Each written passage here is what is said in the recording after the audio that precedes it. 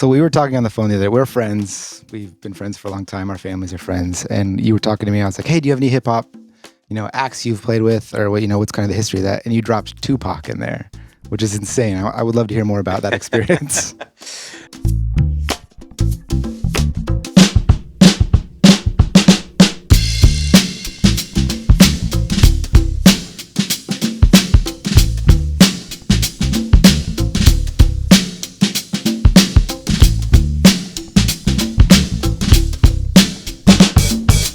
Aaron, how are you doing?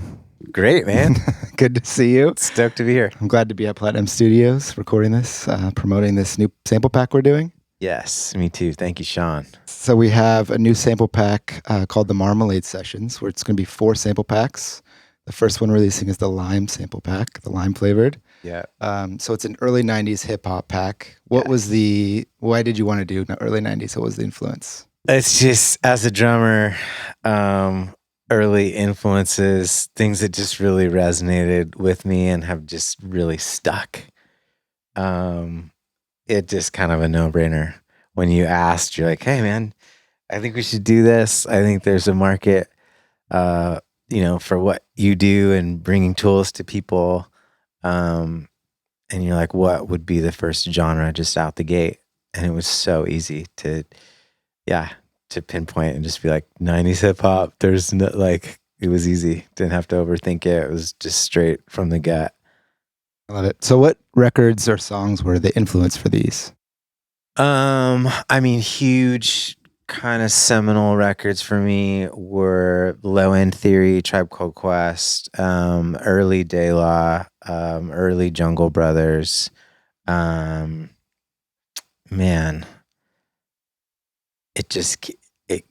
it's kind of staggering. It keeps going. I can just for reference sake. Yeah, Black Sheep, The Far Side, Diggable Planets, and then a bunch of stuff that was sampled.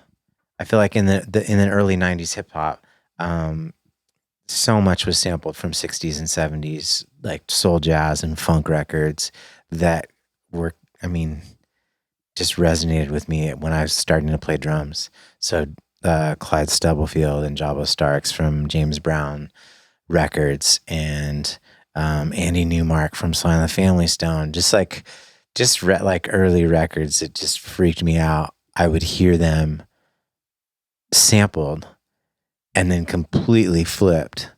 And there was just this sense of play and fun to it. But with these beats that I was so familiar with, just so innovative, very infectious. So yeah. So Marmalade breaks, basic idea, drum samples that just have such a flavor, hence the name Marmalade. I was impacted by Gray Boy, who is a DJ from San Diego.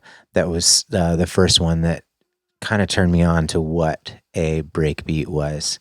And so the idea of a breakbeat record or volumes of breakbeats is what we set out to make. So that's what the Marmalade breaks are. This series of different breakbeats that can be chopped up, mangled to taste, and just inject some real flavor into whatever music you're inspired to make. The purpose of what we set out, the trajectory of what we set out to do, is that we would have drum tracks that we felt really resonated. The goal is not to give 5 gigs worth of information and loops and sounds. It's to have very specific, pointed feels and grooves and ideas that we just think hit hard and that are useful. And I think that's so much more useful than going through just like buckets and buckets and loads of content.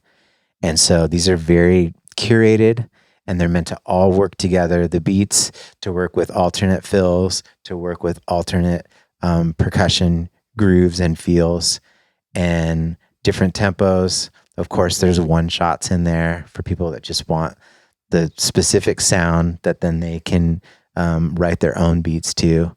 But I think the core of the value that we're offering is in the thing that we love, which is tremendous tone that inspires, just puts like such a spin and such a vibe immediately in your track.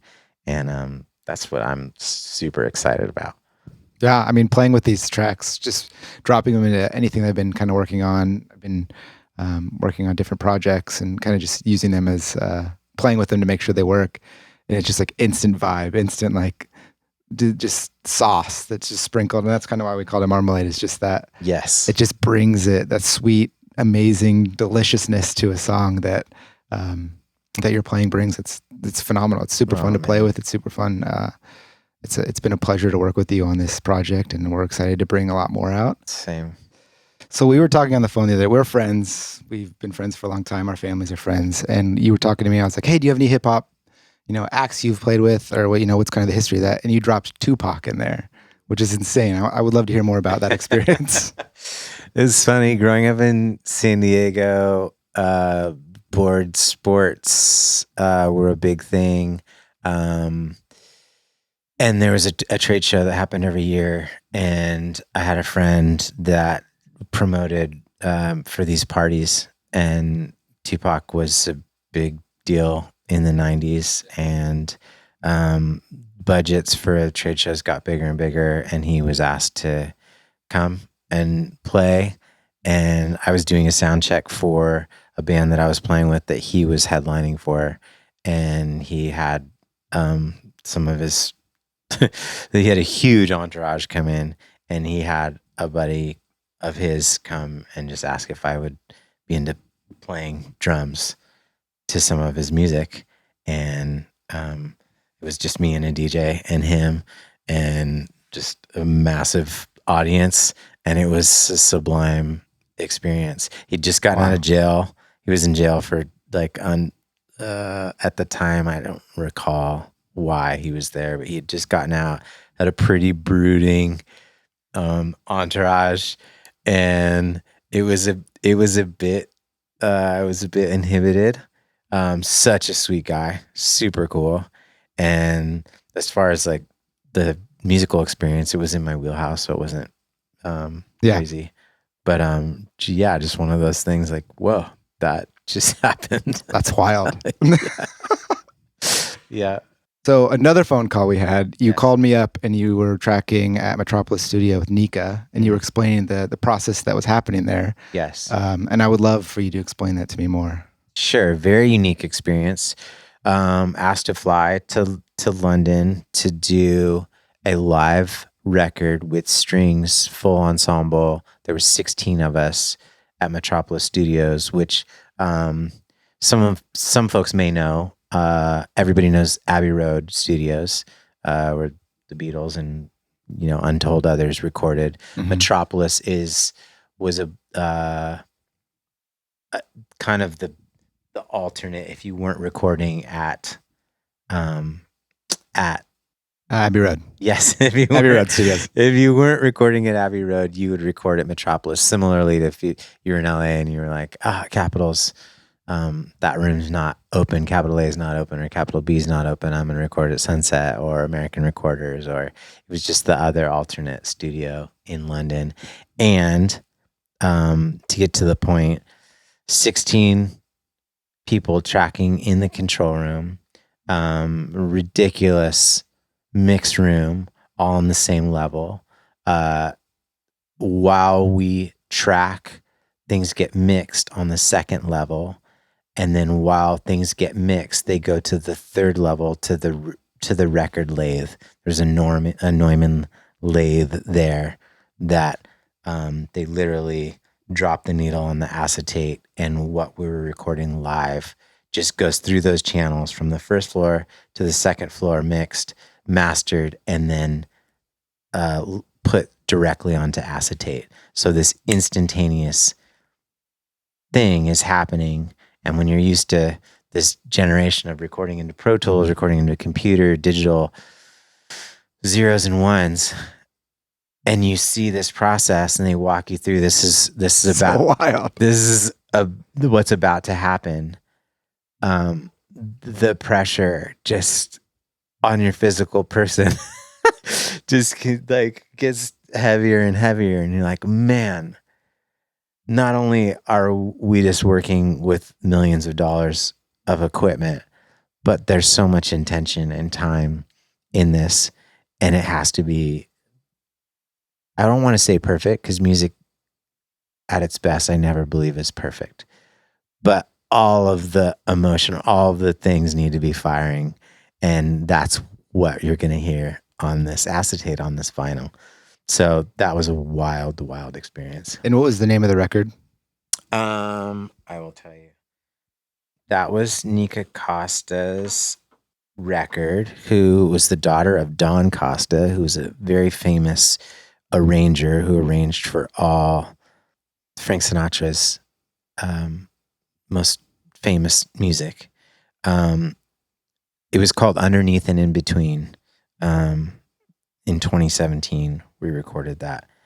And yeah, really, really insane process and experience. Never forget it. Sounds very stressful. It was very stressful, but super fun. Yeah. And when you're squeezed in that kind of way, you come out just better. Yeah. It's just when you have opportunities like that, it's a sink or swim situation. And everybody's in the same position where they have to make it musical. They have to make it work. You man up and you make it happen. Yeah, it was ridiculous. So grateful for that experience. So in recording this, the Marmalade sessions, what drums did you use and equipment did you use for this? Awesome. I used a 1940s Radio King kit, 241316. I used a Gretsch, a 70s stop sign badge Gretsch kit. Kind of this exact same era as Charlie Watts' drum set from the Stones. And I endorsed a company called A&F Drums, very much made in the old tradition of drums. And the kit I used for that was a bronze kit. There's a very unique kind of old sound, and a host of snares from, just my years and journey of collecting snare drums. So yeah, Ludwig's from the 60s, some Gretsch stuff, some Radio King stuff, brass, maple, birch, just a whole smattering of gear. And then variety of percussion, some early machines I had used, drum machines, just classic ones, 808, 909, 707, and then a newer, the Nord drum machine, Electron as well. And then Paiste. I endorsed Paiste cymbals, and I used both vintage and new Paistes for that. Nice. And we mangled those drums. We took heads off. We did everything we possibly could to make them to sound weird or what we were going for. We really stretched what it is that I brought to kind of untold levels. Yeah. Different heads, calf skin, goat skin, So when you were growing up and you started, becoming into music, drumming, however that happened, I would love to hear that kind of story. But what do you have any like fun or fond memories of becoming, infatuated with music or at a young age? Yeah. It's just kind of one overarching story that I look back to and I'm like, wow, I still play drums this far on in my life as a married man providing for young babies, because of this one story. And my mom was cleaning the kitchen, took out tons of pots and pans, everything out of the cabinets was clean, like doing a thorough clean. And I grabbed wooden spoons and just started hitting pots and pans like a Bam Bam from the Flintstones. I mean, just like no different. And my mom realized like, wow, he's really into this. And she heard me beating pots and pans and just started doing other things around the house. She knew I was fine. She didn't have to worry about me. That became a weekly thing. She would clean the house and I would beat on pots and pans, and that was how it went down. I love it. What age was that? I think I was 3. I asked for my first drum at 5. I got a snare drum. I literally played the thing till it broke in half. It wasn't made out of very good wood, obviously, if a 5-year-old could break it in half, but I did break it in half, and then asked for a drum set at 7. Was told I needed to play the piano for 3 years. Did that. So at 10, I got my first drum set. So I reached out to you about a year ago ish, and I said, "Hey, let's do some sample packs together. I want to start something that's really, I want to have fun with my friends. I want to create tools that I wish I had when I was 18 in my bedroom, and I was quantizing the hell out of things and just making things sterile. And I never got to play with people or mess with tracks that had vibe and feel and had character and mileage. And I just wanted to create passive income with friends. What did you see whenever we started to talk about this? Like, what was your feeling, vibe? I think I was in disbelief that that you would ask me to do that. It came out of the blue. It seemed fun. The collaborative effort seemed fun because it just, the friendship that's there and the history and previous collabs. And so that was already kind of a win. Just no brainer. Didn't have to think about it much. Again, regarding tools and putting useful tools into people's hands. When you'd mentioned Platinum Studios and you told me about Sean, and you told me about the concept of like, man, we could use this Neotech board. We did a very peculiar thing, which is really went back to how things were recorded in the 90s. We used Pro Tools 5. Yeah, we did. Through the Neotech, we used like the farm cards. We used like we'll have Sean speak to that exactly. He'll get into the nitty gritty for because us. It's very specific. But those sound, nothing was super hi-fi, though he has everything under the sun available here. We could have gone just to hyper high fidelity. We were very specific about using the kind of gear that they would have in the 90s for hip hop, which wasn't necessarily, crazy tube gear or the things you think about now with as aware as we are about gear. We definitely used very kind of specific gear that spoke to the time. And Delta P, the idea was like, bring friends in, friends that maybe tour, friends that maybe are in the studio a ton, but could use passive income. You appealed to me in that sense. And I was just like, man, that's, in this day and age, everyone's just scrapping to stay alive. And that you would approach me to just be like, man, I want to do this with you. And I think it would be like, I think we could benefit from it and do something that would help people, but also like help you to stay afloat. And the heart of that is just, people don't do that. And I love that. And the idea of being able to parlay that onto other friends that are just, I feel like, really talented and have so much to offer the music making world in creativity and in tone and in vibe. Being able to just set that table, I feel like, is really unprecedented and cool. And I think that's the path that's going to perpetuate people that are wanting to play music until like into the next millennium, because the industry is so difficult right now. The bottom has literally dropped out, and yet we still find more people than ever just like infected by music and wanting more than ever to make and create amazing art. So the last question I have is, you played the Oscars with Elton John. I would love to hear more about that experience. Kind of, Sure. Really interesting experience. He obviously has a band that he's played with for 30, 40 years. He's a legend and has kept kind of the same personnel for his whole trajectory as a rock star. And I was asked by a dear friend that produces in LA, Greg Kirsten, hey, would you be into recording an original song for Elton John for his movie Rocket Man? To which I said, tell me more. It sounds interesting. And Elton had asked Greg, who he hadn't worked with Greg at this point, he'd asked Greg, man, would you be interested in producing this original song? I haven't written an original song in years, and they've asked specifically for this movie that the trailer be a new song that's written specifically for the movie. And would you put the band together? I want a West Coast band. I want it to be something that you envision. And so I was asked to play drums. Justin Meldal Johnson was on bass. Jason Faulkner played guitar.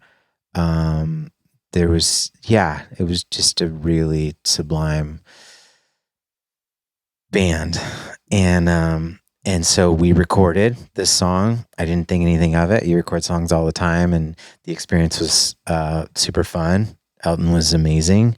I thought the song turned out great, but had no idea what would come of it. And 10 months had passed, and I get a call from Greg again. And he's like, hey, man, the song we recorded got nominated for an Oscar. Since we were the band that recorded and put our blood, sweat, and tears into the song, Elton wants us to perform this song at the Oscars. Would you be available, interested in doing that? That happened. It was surreal. It was crazy. Nice phone call to get. It was a crazy experience. Yeah. And amazing. I mean, he is tremendous. I won't bore you with the details about the Oscars and what the Academy puts you through and how like lackluster of an experience that was. Focus on the part that was amazing. Yeah. And Elton was amazing, and those guys really served it. And it was, again, one of those situations where you're just like, I couldn't have dreamt to put that on a bucket list, but it happened, and yeah, pretty surreal. Do you have anything else to say regarding the Marmalade sample packs and kind of your hopes and dreams with this? I'm just excited to hear what you come up with. This is something that's close to my heart that I love. I'm excited about the content. I think it just kills. Like when I listen to it, it just has a vibe and it moves me. And my hope and dream is that as you plug it into your project, you find yourself in that same space of just like, man, this is so fun, so useful, and spawns creativity. Tone for me just takes me instantly to a place. If I'm putting towels over my drums and things are really muffled, I just think of all these 70s records I love, and it just pulls out these ideas because of the sounds. And so my heart and intent is that as you hear these sounds and plug these into your tracks, that it just evokes this sense of like, man, this creativity that maybe wasn't there before, and it spawns new creativity and takes things to a different level.